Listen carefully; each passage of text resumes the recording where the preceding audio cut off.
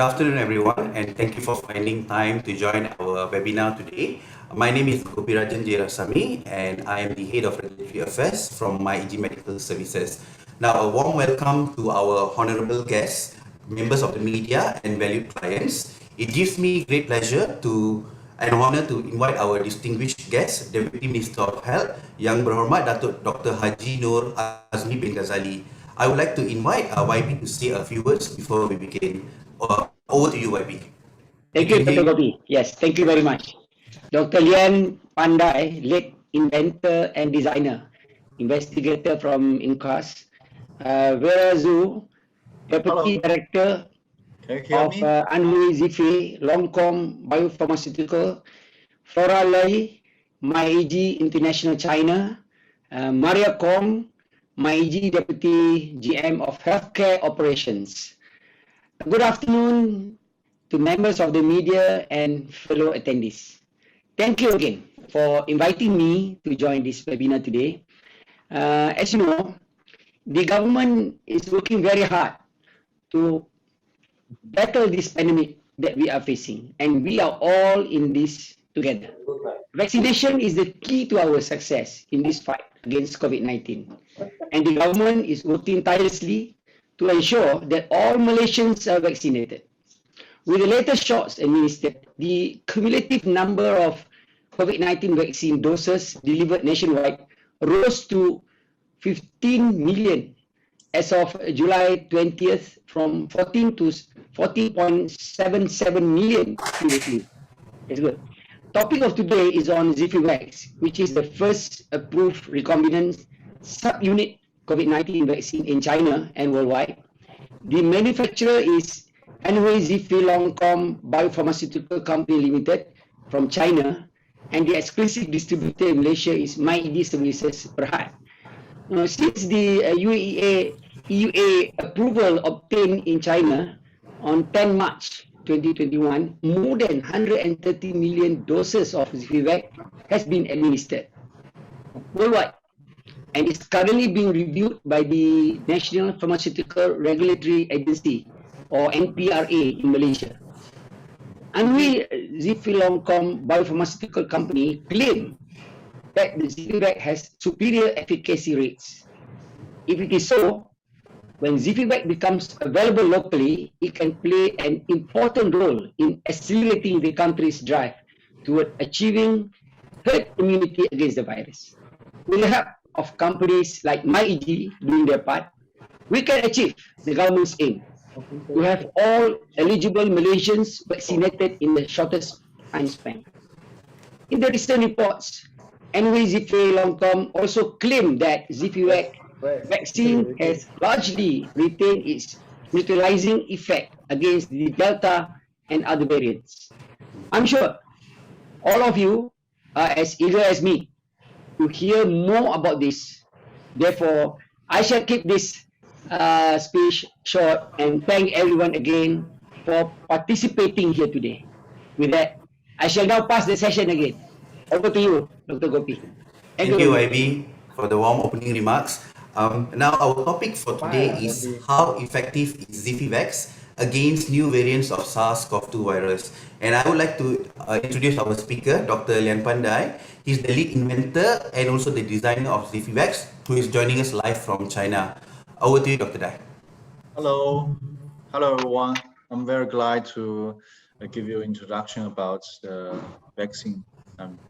All right, thank you, Dr. Dai. So before we start, I would like to explain how you can actually talk to us or send over your questions. If you have any questions at all, you can use the Q&A box and post it over there. Our team member will actually be compiling it, and we will look at the questions at the end of our session. Due to time constraints, we may not be able to address all the queries.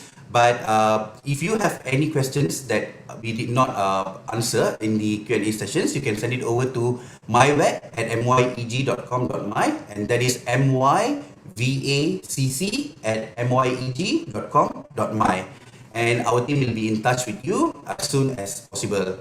Now, this webinar will take around 40 to 45 minutes, and without further ado, I would like to begin our webinar today. Dr. Dai? Hello. So Good afternoon, everyone. So my Zhifei colleague will show you some. I prepared some slides, and I would like to give you introduction about the vaccine, COVID-19 vaccine, Zifivax. So please, my colleagues can share the screen.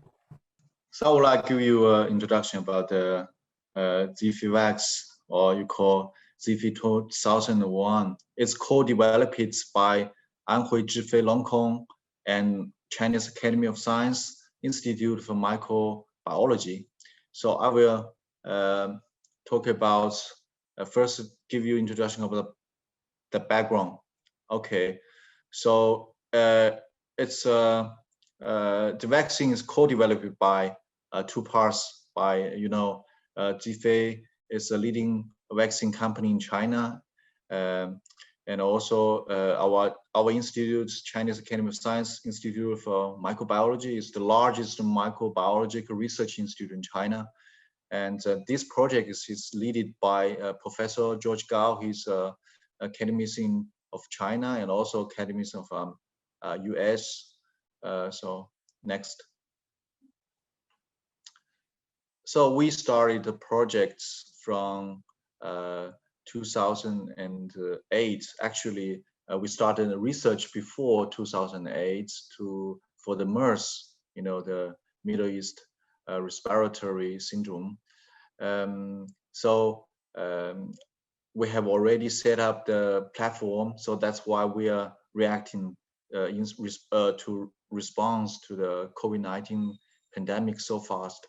So globally, there are seven COVID-19 vaccine platforms, like inactivated in DNA, mRNA, virus vector like adenovirus. So you know some of them have already products on markets.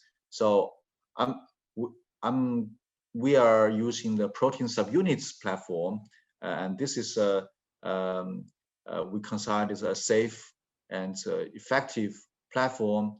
Has used to be used in like hepatitis B and human papilloma virus vaccine. So it's a safe and stable cell line, stable platform. So why at the beginning we choose this platform to develop our COVID-19 vaccine. Next. So the antigen design, so we different like the whole the inactivated virus, using the whole virus as the antigen, or the others using the spike, because the spike protein is mediates virus entry. So using the spike protein like adenovirus, mRNA, led by the Moderna and Pfizer. So we are more focused on the receptor binding domain, or you can call it the RBD domain, and this domain engage the receptor receptor ACE2, human ACE2. So it's the targets for its ideal targets for the vaccine. However, the RBD is quite small, so they are their immunogenicity is limited. So we have a special design, structure guided vaccine design as a RBD dimer. So this dimer has no exogenous sequence. So also the RBD has reduced risk of antibody dependent enhancement, or you can call ADE, because ADE you can find in the dengue vaccine. Dengue vaccine has a severe ADE, so it's a safety issue. And also in other coronavirus, you can find feline coronavirus, FIPV, and this is if you vaccinate the cats with the inactivated vaccine or spike protein vaccine, you can see the severe ADE. Also, the ADE can see in the SARS model. So at the beginning, we target the RBD. So RBD can induce the potent neutralizing antibody, so to achieve the immunofocusing. So that's where dramatically reduce the ADE potential. Next. So we using the with our special RBD dimer design and constructed together with approved the concept and co-developed with Zhifei, and Zhifei produce the vaccine in the CHO cell. It's a stable cell line and generate a GMP grade products, and we evaluate. You can see in the mice model. This is a mice model. You can find after 2 doses, and the virus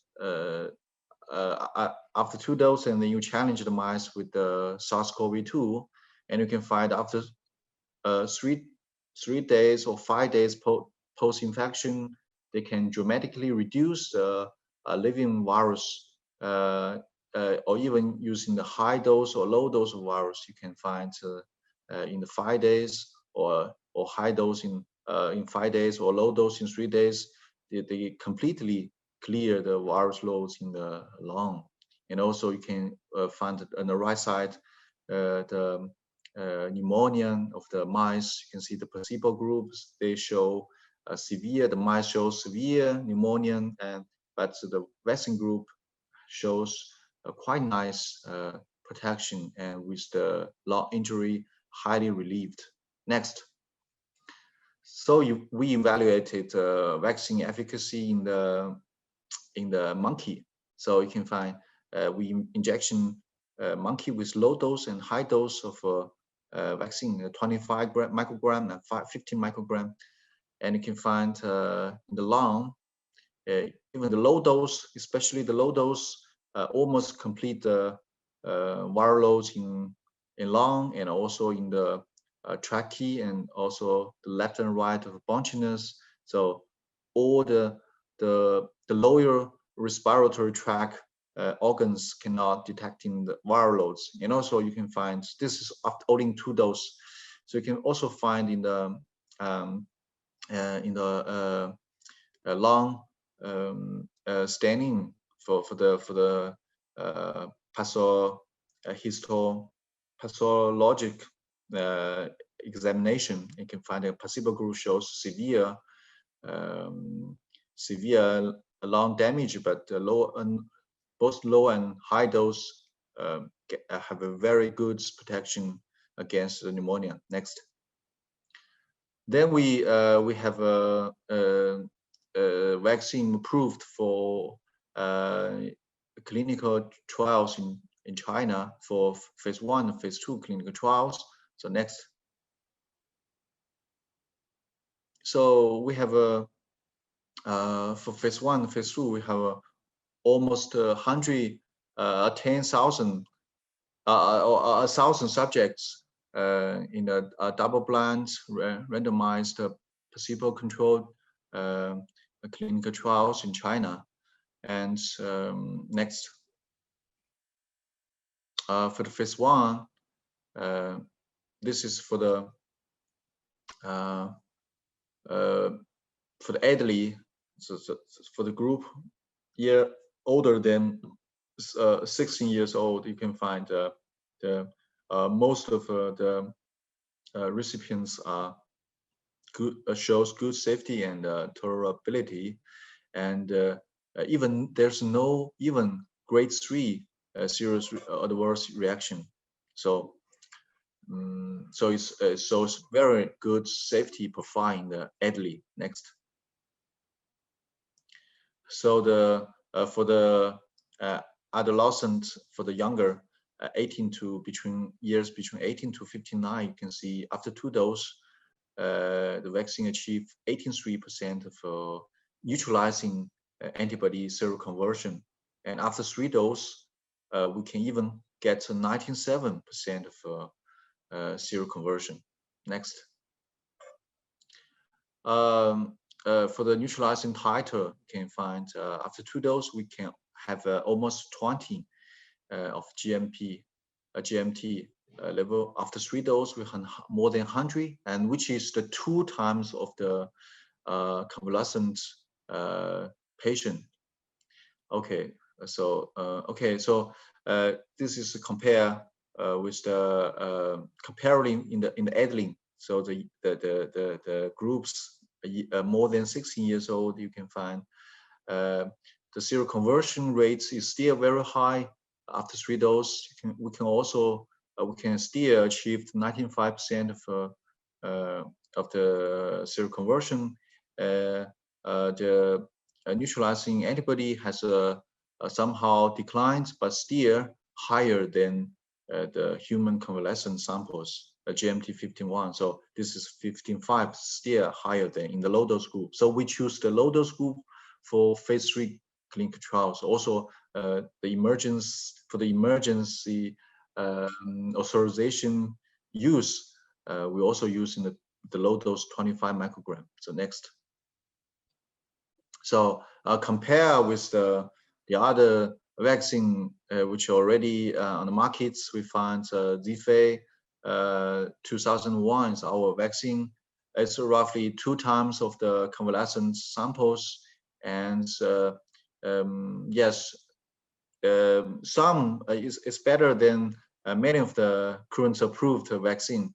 Compare with the, for example, the Novavax protein subunit vaccine. There has we are almost similar, but a little bit lower. But we're using a more safe adjuvant. We're using the allium adjuvant, so it shows more tolerability and less adverse events. So next. So for the current progress, after the finish our phase 1, phase 2 clinical trials, the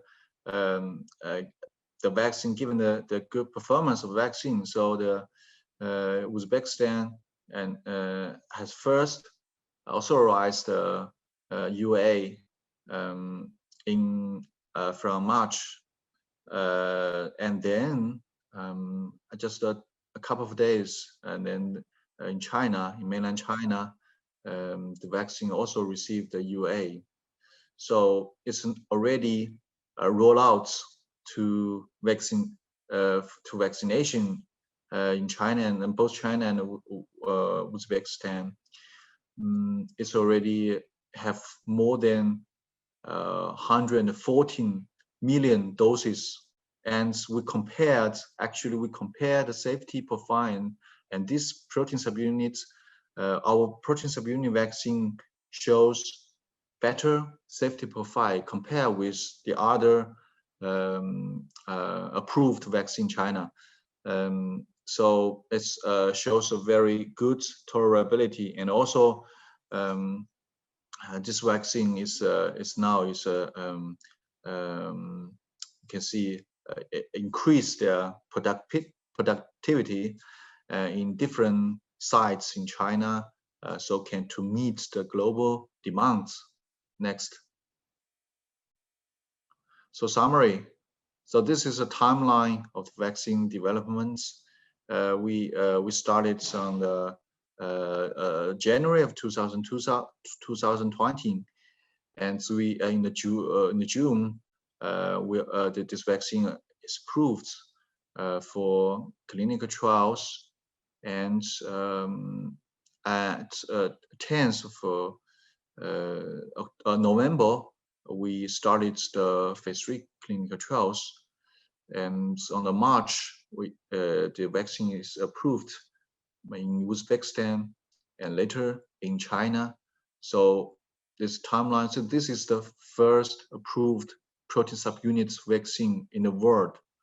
So and next we will show you some new data. So this is, as I said, the first approved recombinant protein subunit in China and also in the world, and they can induce robust immune responses in both the younger and also the elderly, and it's very safe so far. As I said, in the real world, this shows even better safety profile. and also they can easily access. They can only need 2 to 8 storage refuge, so don't need to frozen refuge. So it's relatively low cost. So can easily scale up to meet the global needs. So next, so you will asking some questions next. So how is about the variants? As we know, many of the virus so far is now the variants. Some is the variants of concern, some of variants of interest. The vaccine shows a little bit decreased for the preserved majority of the neutralizing activity, but just show slightly decrease in the neutralizing activity from 100 to about 16, more than 16, compared to the, for example, mRNA vaccine. This shows this declines smaller.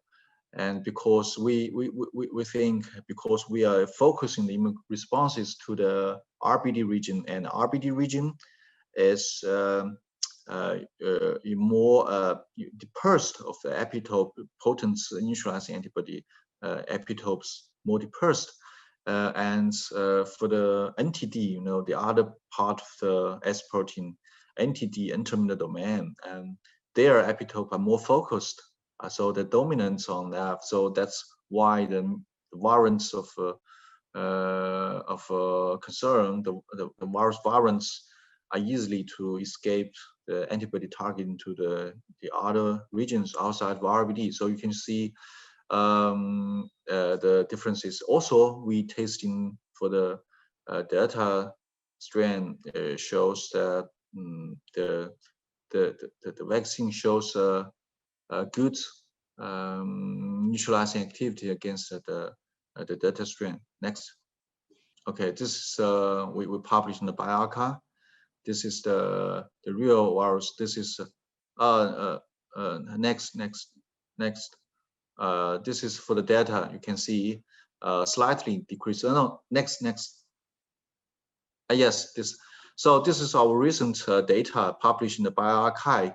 You can find that we have two different strategy regime. One is the vaccination at 0, 1, and 2 months, and the next one is vaccinated at 0, 1, and 4 to 6 months.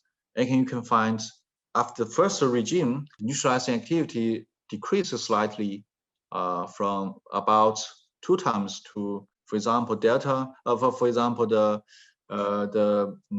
Beta and Gamma and the others for California strain, and also for the Kappa strain.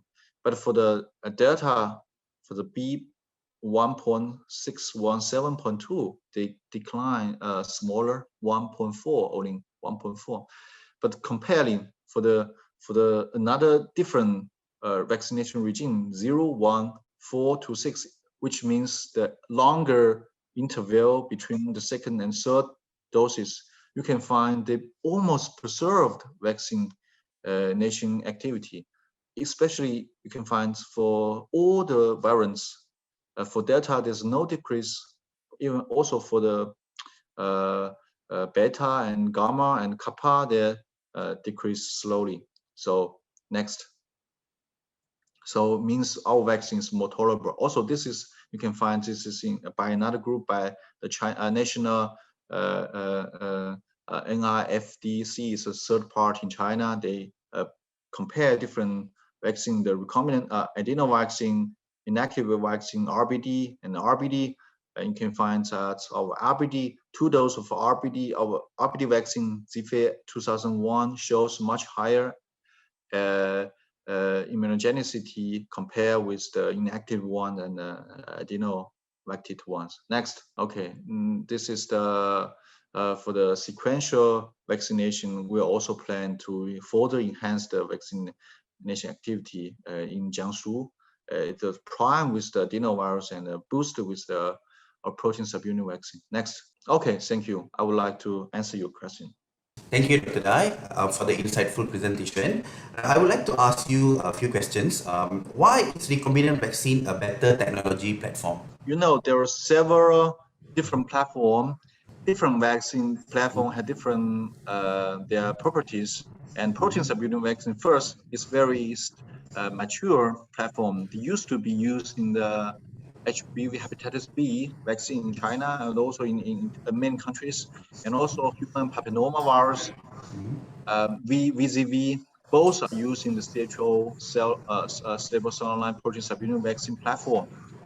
So this is compared with some new platform. This is a safe and mature platform. This first. Second, they don't need the by safety level 3 factory. We only need the normal GMP manufacturing can produce the antigen. So it's safe, and also the content is simple. We only contain a single simple protein rather than whole virus. You don't need so many complex system to complete your system. You only need a protein, a purified protein. So it's we assuming it's have a less side effect. So this is advantages. Yes, Barbie. Can I ask a question? Sure, Yeah. Barbie, please. So, as you know, Dr. Dai, as you know that in Malaysia, we are using Pfizer and Sinovac and also AstraZeneca, and then there are various types of age groups, and we are worried about side effects in certain age group and those with comorbids, serious illness, and all that. With regards to this ZF 2001, number one is, have you done study for the age group of 12 to 17 with regards to efficacy and safety? Secondly, can we use it for the pregnant ladies? And then for those who have serious comorbids, like right now in Malaysia, we are doing it in a hospital. That is the SPPV, a special for vaccine giving authorities. But then, how do you go about this? So your first question is, have we tasting the efficacy of the Yes. for the Delta strain, or it's a Delta strain? Is right? The Coronavirus. 617.2, right? Yes. Okay. Yes. As I showed you before, we have a tasting the human from human after two different regions. One is the 1012, another one is 01646. So both shows very slight for the 012, which means you vaccinated at the month 0, 1, 2, and there's about 1.4 folds of a decrease for the neutralizing activity. But for the you vaccinated at 0, 1, 4 to 6 means the third vaccination you have a prolonged vaccination duration between the second and third dose. You almost have no decline for the against the Delta strain. However, we think vaccine should be resilient to the Delta strain, but you also need to consider the infection rates, virulence of the Delta strain. Maybe they were even enhanced the transmission and enhanced violence. So that will somehow compromise the protection efficacy for all the vaccines so far. So, but for us, we think it's still very effective against this strain. So, Dr. Dai, YB's question was, the other question he wanted to ask was, how Zifivax is, whether studies have been conducted to see the safety of Zifivax on particular groups like pregnant ladies and also for children aged 12 to 17. Are there studies that are ongoing, or is there studies that has been done? Okay.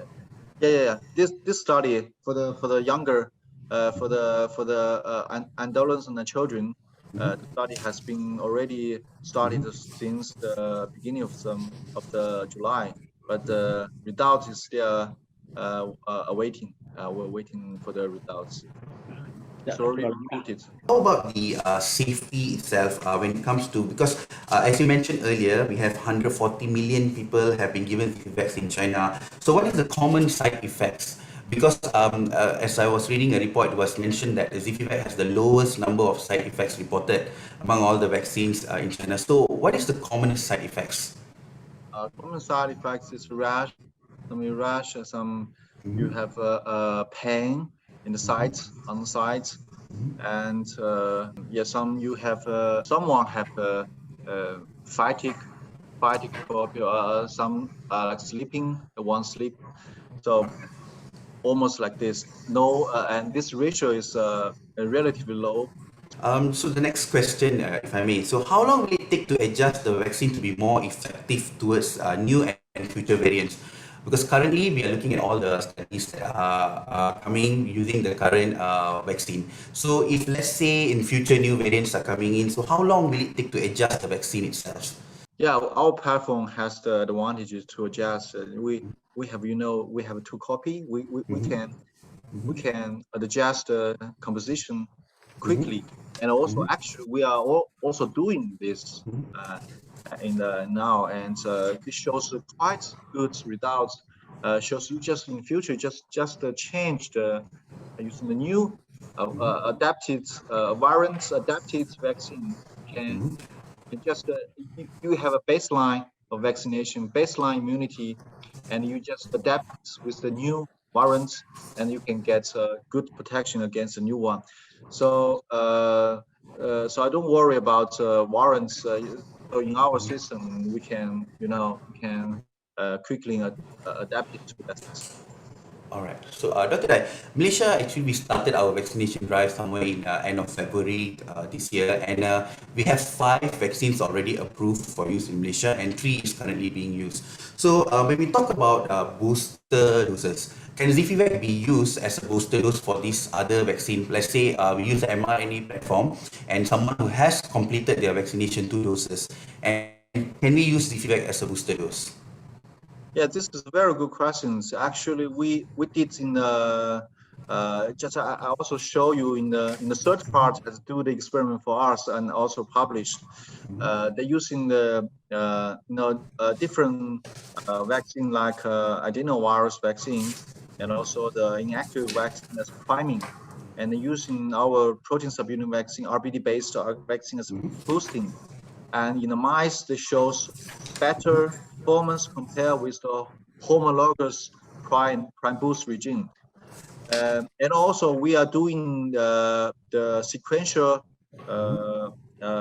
clinical trials in China, priming with the adenovirus and the priming with the inactivated virus vaccine in China, and the Sinopharm, Sinovac, and boosting with our Zhifei 2001, and so far even do not publish, but from uh, we're looking, this shows even better performance compared with the homologous one. So in human, so we're promising about they can definitely there's a good choice for as a boosting vaccine.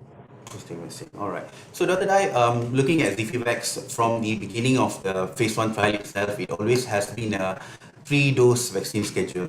So, why was it a 3-dose schedule? We don't know how much dose is enough at the beginning. Mm-hmm. So we also tried 2 dose, 3 dose. Mm-hmm. But finally, we refer to the previous experience for the other protein subunit vaccine like hepatitis B and also the human papilloma virus vaccine. They're all using 3 dose. So we think we're using just the allium as a adjuvant. So for the more safe to guarantee the results, we choose the 3 dose. And also, so far we think 3 dose after 2 dose to 3 dose, you can definitely see the neutralizing antibody titer GMT from 20 to 100, so 5 times increase. So I think this it definitely needs to get a third dose to get a very good performance, and also for long-lasting protection, maybe. All right. Okay. All right. Do you have any other questions? Earlier you were asking us a question. If you have anything else, then I can address it to Dr. Dai. Thank you, Dr. Gopi. You mentioned about why 3 doses, and I think he answered quite well. And but I was just thinking, in Malaysia, at present, we have approved 5, even 6, but we are using 3 at the moment. Yeah. CanSino is coming; it is single dose, and Janssen also is single dose. And we are planning that single doses is easier, is better to give for the people staying in remote areas, and also for maybe illegal immigrants. We need to vaccinize everybody, our 80% population. Those receiving single doses or double doses, and for example, the one with the subunit proteins, they coming with triple doses like hepatitis B. So, which is the better one actually? Or are we saying that we are giving single dose and people say, well, I'm not well protected? Am I well protected if I'm getting the single dose? Because someone staying in remote area might say that why we are, are you double standard or what? Because giving 3 doses, you can touch to more than 90% of protection. Later on, you can ask him that. Sure, definitely.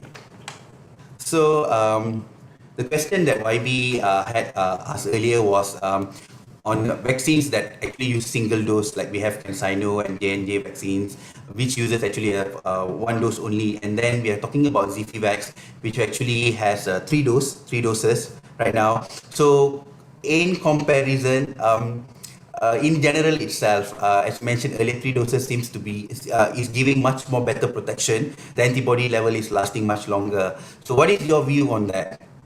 My view of this, yes.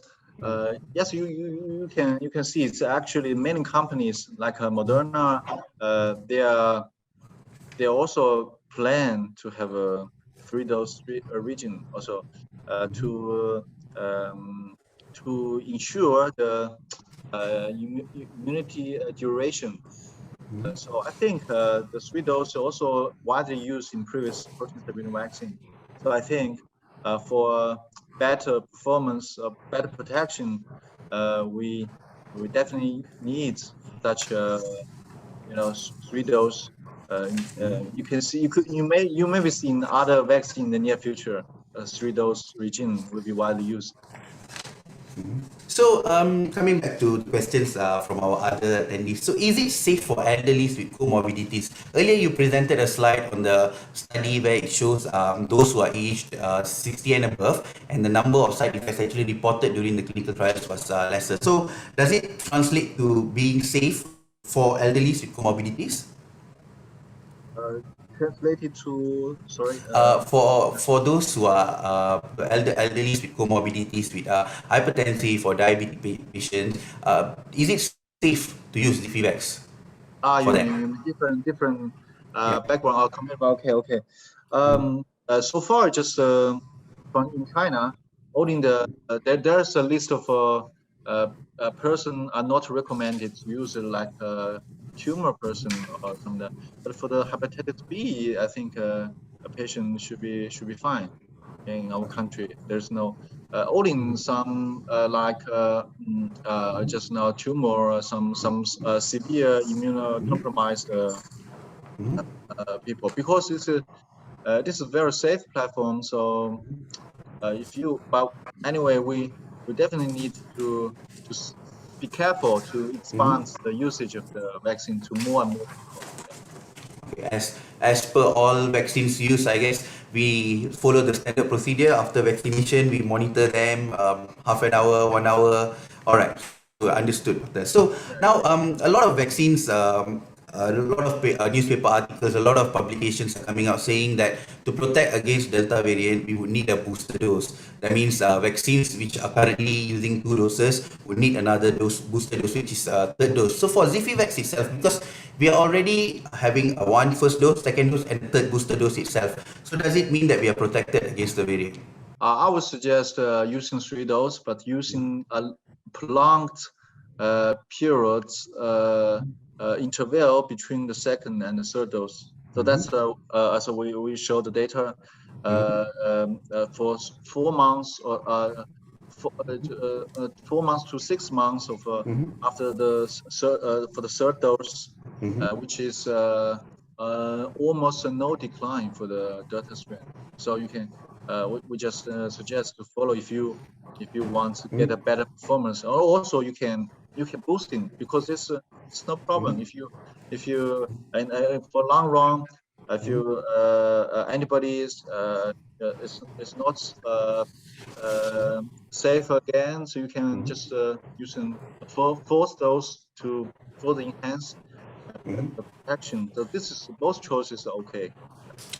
Okay, so I think we are running out of time now, but I have one more last question to ask you.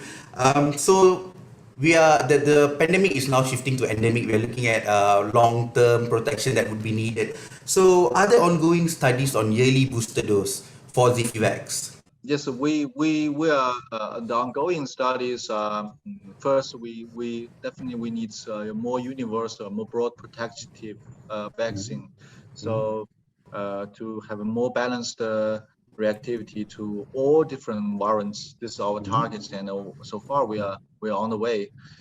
Second, we are testing different trials to using the different sequencer combination vaccine regime for the adenovirus mRNA vaccine and also for the inactivated vaccine. So from our feeling that the sequential vaccination will be definitely has a synergic effects for the, compared with the current regime. Yes. All right, thank you. So YB, is there any last questions before we end our webinar today? I think that's a very interesting seminar. Thank you very much. We'll hear more later on. Sure. Sure. Thank you, YB. Okay. Thank you. So there are lots more questions that are coming in, and my apologies, we will not be able to address them live. But what we are going to do is we will definitely answer all the questions, and we will be posting it on our website. And if you have any further questions, you can always send it over to myvacc at, yes, this is the email address. You can send it over to myvacc@myeg.com.my, and we will definitely answer all questions. Thank you so much. Thank you so much, YB, and all our participants for joining our webinar today. Thank you, Dr. Dai. Stay safe and have a pleasant day ahead, everyone. Thank you.